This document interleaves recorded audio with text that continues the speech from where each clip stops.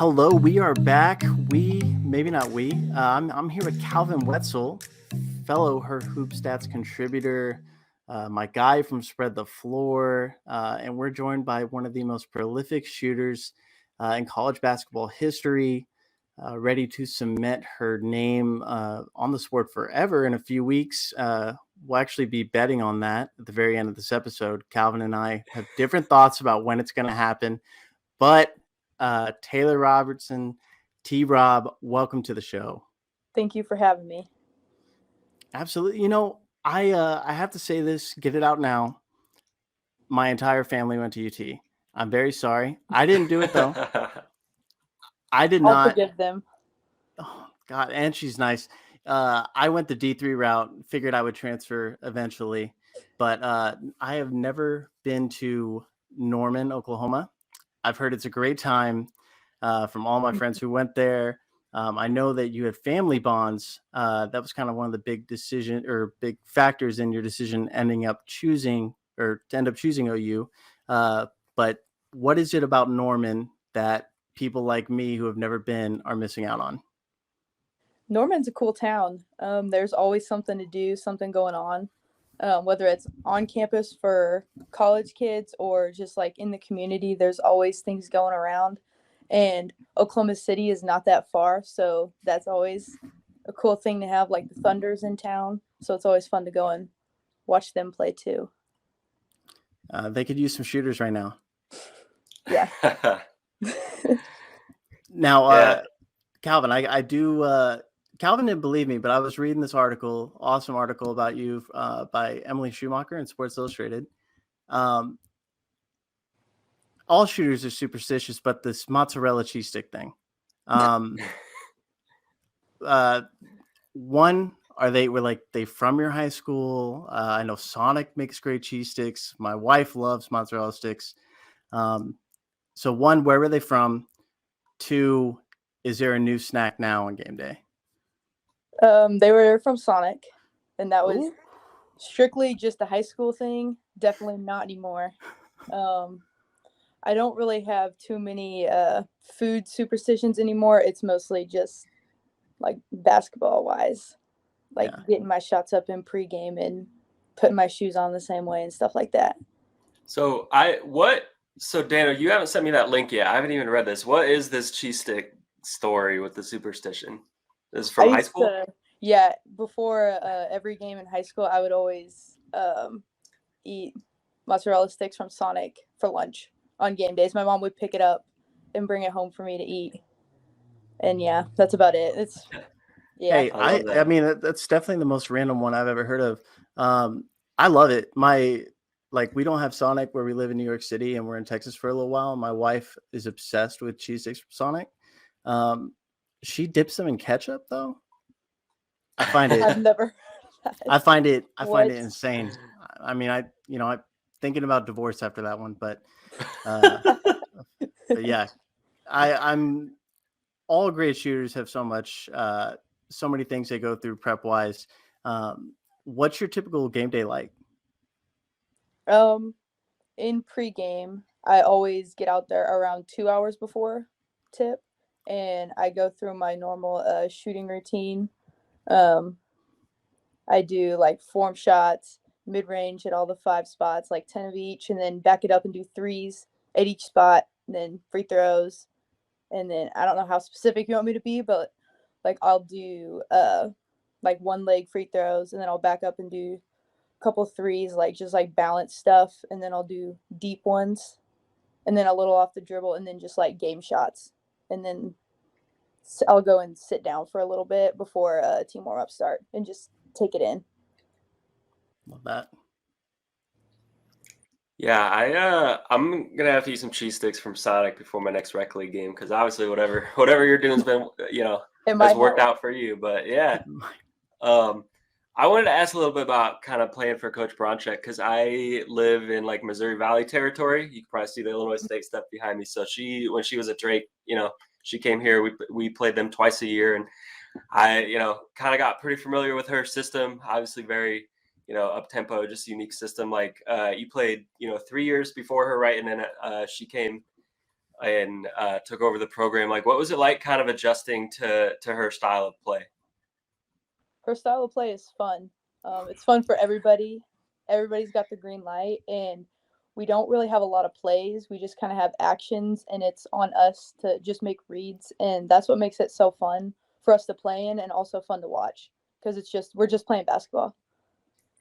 Yeah, did you feel like it took a little bit of time? Obviously you guys are really thriving in it now, but how long do you feel like it took you from, like that summer, that first off season when she arrived to sort of really feel comfortable in that? It took a little bit. It didn't take that long because some of it was kind of similar to what we had been doing, but kind of just putting it all together. And it was just really fun to be able to learn a new offense and kind of style and just to get used to it and get super comfortable where the shots are going to come from. So I'm sure obviously that's part of it, just kind of that style, but you didn't have a winning season in your first 3 years. Now, obviously last year, great season this year, great start so far. What all went into kind of that turnaround last year, and how did you guys, get to this level where you've been at the last couple of years? I think that we really all bought in and to the style that we were going to play on both sides of the ball, and just the energy and the competitiveness that the whole coaching staff brought with them and that we already kind of had on our team, and just put it together and just being really tough and just playing really hard to win games. That's what it takes for me. We were watching, Calvin and I probably watched way too many basketball games, but we were watching the Baylor game this last couple of days, and I think I tweeted, I was like, okay, Oklahoma, wake up. And it's crazy how you can go from being like down 21-4 to basically tied in a matter of like 5 minutes. It is fun basketball to watch. I'm assuming most of the people listening or watching have definitely watched you play over the years. It's pretty wild to have three, key contributors on a team stay together for, especially with COVID now, for 5 years. Can you talk about what that bond between you and your fellow fifth-year seniors is like? Because you basically grew up together post high school, and the success that you three are all having. I think that the reason why me, Maddie, Anna all stay together, that's just like the character that we all have, that we want to stay here and we know we have something really special. And with the coaches and our teammates that are surrounding us, like, we know we have something special here, and we wanted to still be a part of that and keep building the foundation and kind of finish what we started, because we were all thrown into the fire when we were younger a couple years ago, trying to figure it out and everything. And now to be able to have the opportunity that we have, we all knew that we wanted to be a part of this. I love that. I mean, so many people with the transfer portal it's almost, like NBA free agency or something. It's yeah, it's crazy. So to see people stick around, I'm going to say one thing bad about Norman, but like, there's so many cool cities that are out there that you could have gone to, but y'all love it and you stick together. That's so cool. We don't see that too often, and I appreciate it. Sticking on the Big 12 route, what is your favorite, or who is your favorite team to play, and why is it West Virginia? How do you get that? I mean, look at the numbers. I think 30 made threes. There's never been a game with less than 4 threes made against them. It's really bad what you do in that state for West Virginia fans. Is there a favorite place to play besides that? I mean, obviously, I love playing in our gym. Yeah. I think West Virginia is one of my favorites. I like playing in Kansas too, just because you're from there. Kansas, and can have a lot of family in there, so that's cool. Yeah. Go ahead, Gal. Go ahead, Daniel. I was just going to ask kind of the opposite question. Like, what's the toughest or most challenging place that road venue that you've ever played at in your career? I think Iowa State's up there. They always bring a really good crowd, and they're always really good, and it's a tough place to play. I think that in the Big 12, that's probably one of the tougher ones. Yeah. She hasn't been to the new Moody Center yet. Okay. Looking forward to it. Oh, don't kill my horns like that, or my dad's horns, my mom's horns. You know what I mean? I can't say that. I'm a fake fan, I guess. But 54% against West Virginia. When I was looking at that over 5 years, like that is. I mean, not many people can say that they've consistently dominated against a team, but it's there. I think that you have more games with at least seven made threes than you do with 1 or 0, which is kind of mind blowing.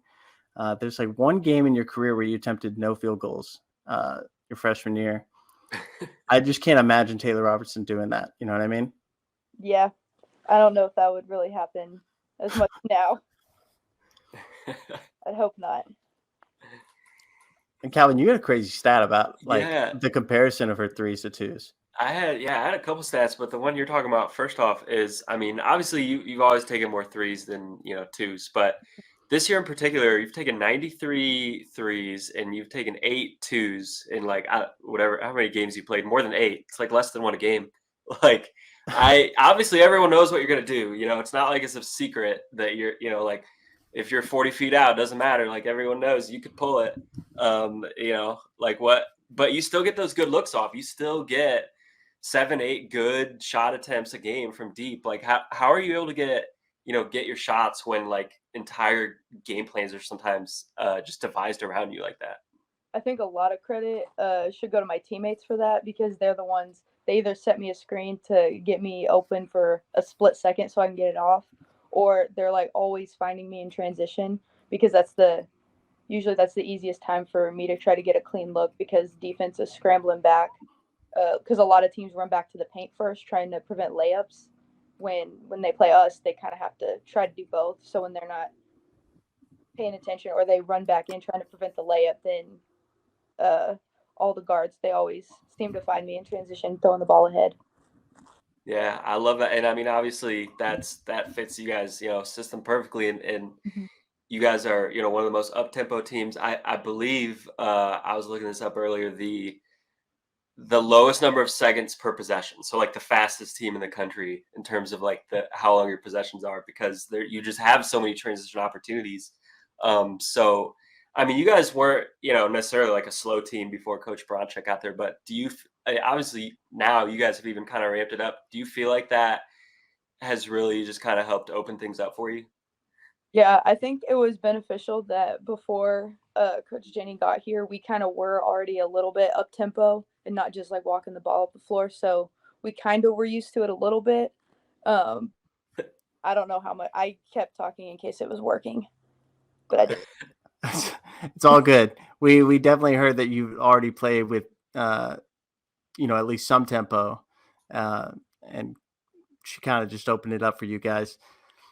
I do wonder. I mean, watching you all play is like terrible for my heart, because even in my best shape, I don't think I could, keep up a pace like that, and definitely not now.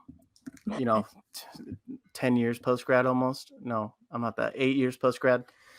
So coming into the heart of the Big 12, I'm not going to say anything bad about officiating, but I don't know how long y'all's game took the other night. I felt like I sat there for 3 hours. Your offense is prime to be one of those Big 12 type of games every night. Is there any team that has like a annoyingly tough defense or scheme that really gets y'all out of a funk that it's really hard to kind of adjust to or slows the game down? I think each team kind of does it in their own way a little bit. I know Texas has like their full court press that they use a lot. So if there's either a lot of free throws or dead balls where they can get set in their press, then that can slow us down a little bit. But whenever we do play them, we just try to get the ball out. Like if they score, just try to get the ball out of bounds and get it in quick and go before they can kind of get set in their half court defense to try to slow us down.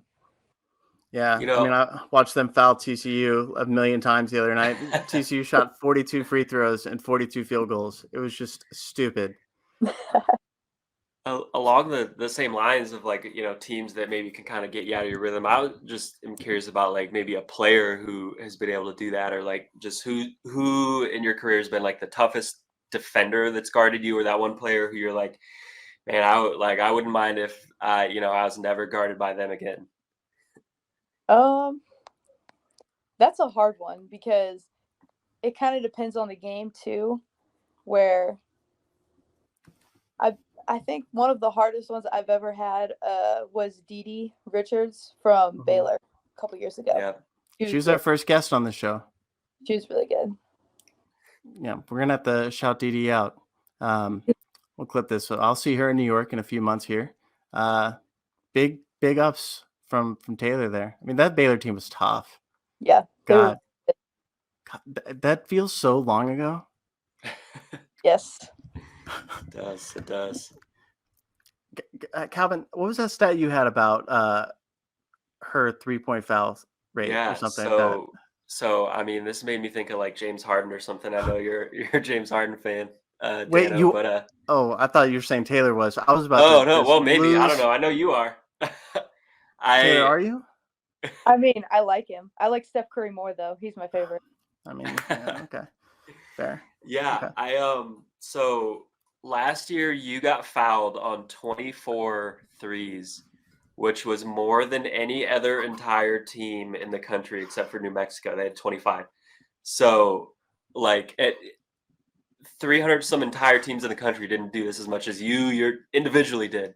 Like, is that something that let's talk about James Harden. I know he kind of like they changed the whole NBA rules for him because he tries to draw these fouls on threes and you got to phrase it right. He's one of the smartest players to ever play.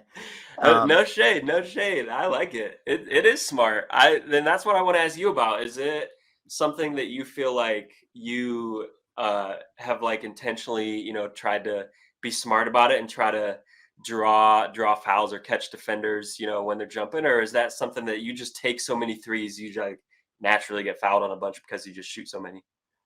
I think sometimes it just happens because I do shoot so many, but there's a lot of times where I've gotten better over the years of like feeling the defense. Like if I'm coming off of a screen or a handoff or something and they're trailing, like I can kind of feel them on my hip and I know if I shoot it, like they're going to be in my space. And like you just know when you do it so many times, and I know that they're going to foul me. So I know it's just let it go and try to make it. Don't just shoot it to get fouled. So I think that it's just from practice over the years. And Big 12 refs. No, Taylor loves the Big 12 refs. I love the Big 12 refs. I'm going to stop complaining about them on Twitter. I promise.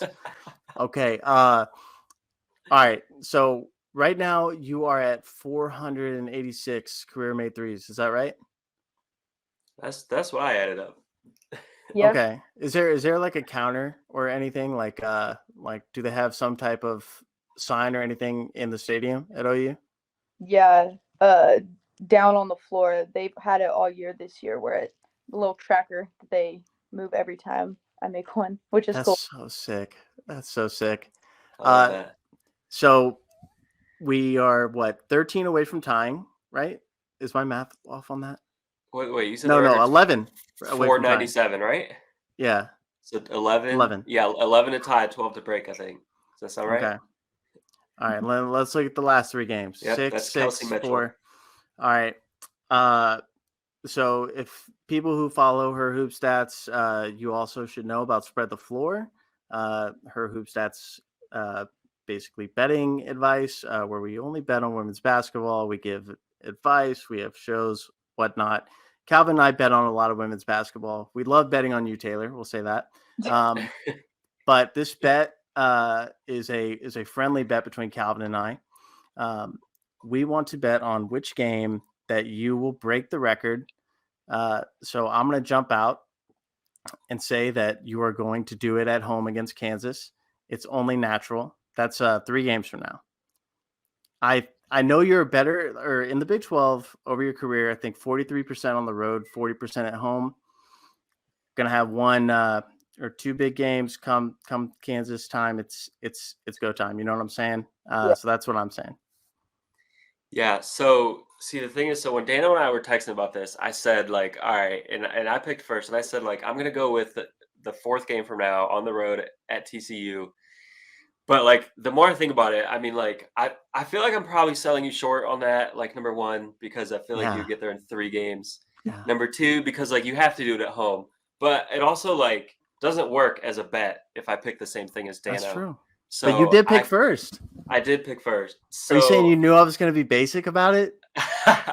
I should have let you on first is the thing. I mean, I kind of have to stick with that now because I said it and it has to be different. But I do like I would definitely take the under on like how soon, Oh, for sure. sooner than that. Like it's not going to be after that game for sure. That's like the latest it'll happen. I mean, here's the thing, right? We both could be wrong. You could have I mean, you've had It could be next game. Yeah. I mean, Go 12 for you 16. have you had 10 threes yet in a game? No, only Just 9 times. All right, we need to have a double digit 3 game. Got That's you. what we need. That's what we need. All right, well, then of course 500 will come after that. We're going to pass the all-time men's leader, but I think there's somebody in the men's who's also like trying to pass that as well. So we got to keep up that pace, but are they going to make some like T-Rob 500 shirts? That would be Those in the works. Okay, because I wanted to design one. I was like, I'll get you the NIL profit. I don't know how to do that, but we'll run the design by you. I don't know if there's a T-Rob logo already made, but we'll incorporate the 500 in it. It's going to be sick. But Jordan Brand should be making that already for you. They're slacking. I know you need to talk to him. Okay, we're gonna get in the lab. We're gonna design it. We'll send you some proofs, and then we'll sell them to all our subscribers. We can send shirts to everybody. All the money is gonna go to Taylor because that's the beauty of NIL. We love it. Dano makes some sick shirts too. Like how many shirts do I own that you've made already? And I don't know, a few. Dano we haven't done one with a college player though. No, we haven't. That Taylor's a great first one to do that with. I feel like. Are we literally creating a company right now? I think we are. I think we just did. Oh my God. Look at this. From podcast to company. We love it. Taylor, do you have anything you want to plug? I don't know. I'm good. Hey, everybody watch Taylor break the all-time 3-point record. Shout out Kelsey Mitchell. It's going to happen hopefully next game. But I'm shooting for 3.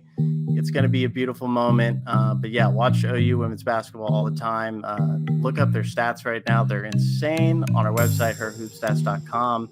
And we'll be back next week with an awesome show. Thanks for coming on, Taylor. Thank you for having me.